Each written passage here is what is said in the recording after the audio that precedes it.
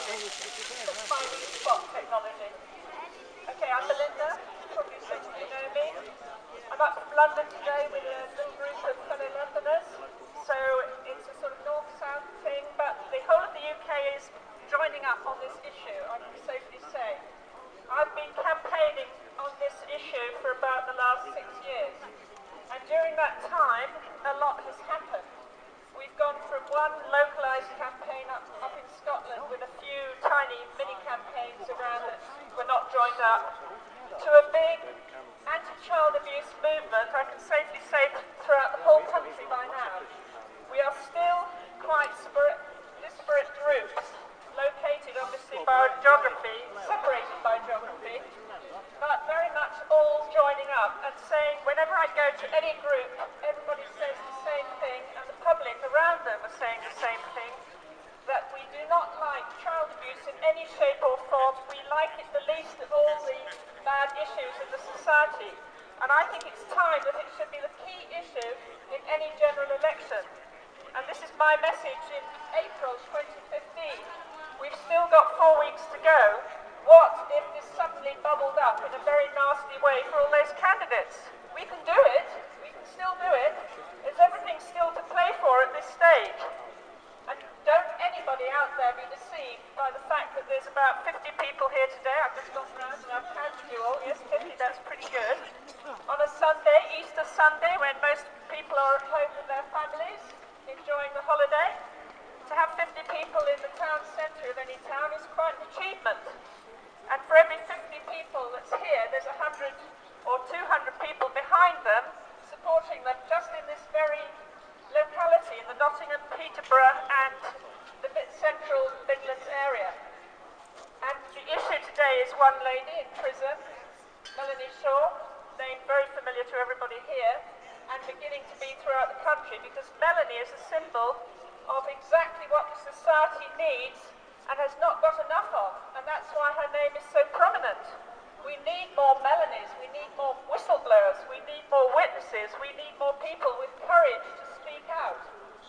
A person like me doesn't have to have courage because I wasn't abused.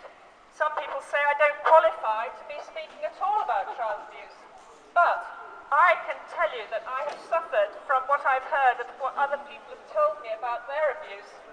And it's got really to the heart. It's like being stabbed with a dagger every time somebody tells me their own story.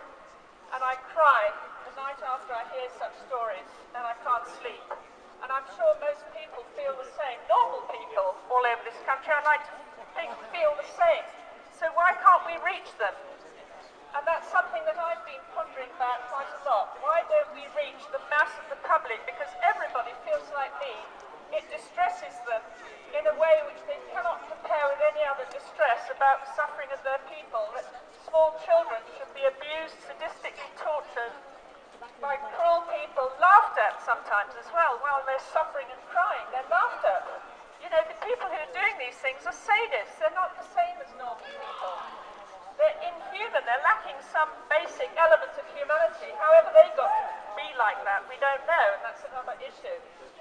But the fact that they laugh at their victims sometimes, that's the worst of it. And I can tell some really horrific stories. My head is full of horrific stories. And my family say, how on earth can you be doing this? We just don't understand how you can be doing it. But we have to do it. There is no going back. Once you've heard these stories, once you've taken the people who have suffered these horrors into your heart, you can't go back. In my case, I only can go forwards with it. I have to go forwards. And we have to grow this movement and grow it bigger and bigger and bigger until we take over this country. And I would like even to think that we could do it in 4 weeks flat, but let's be realistic. Some people have said to me in my immediate orbit, let's try and cancel the general election, because really this issue is so bad, it deserves for this whole country to close down while we deal with it. I mean, think of that.